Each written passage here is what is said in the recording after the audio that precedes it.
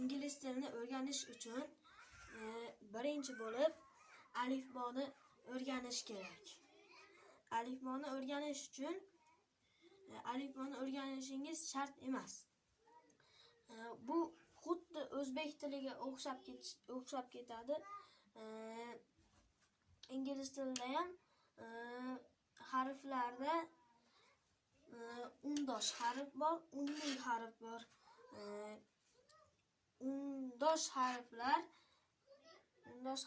B, P, R, S, T, K, E, M, N, H. Unli harflar A, E, I, U, O.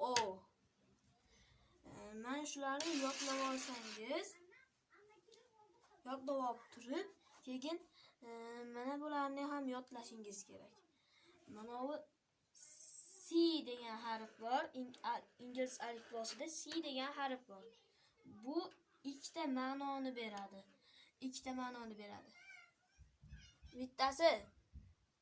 Bittasi birinchisi sinema, ikkinchisi ka.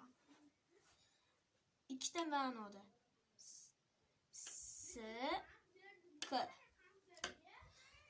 Keyin ingliz alifbosida X degan harf bor. Bu harf bitta ma'noni bildiradi. X degan ma'noni bildiradi.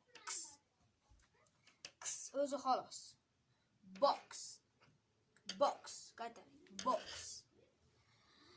Keyin yana ingliz alifbosida Q degan harf ham bor. Bu bitta ma'noni bildiradi. Mana Q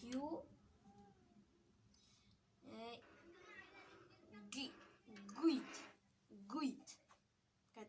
Guit. Keyin yana bitta harf ham bor. G.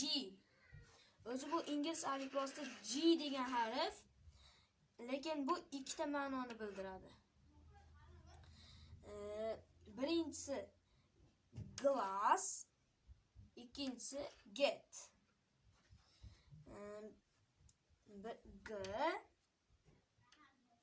Jet.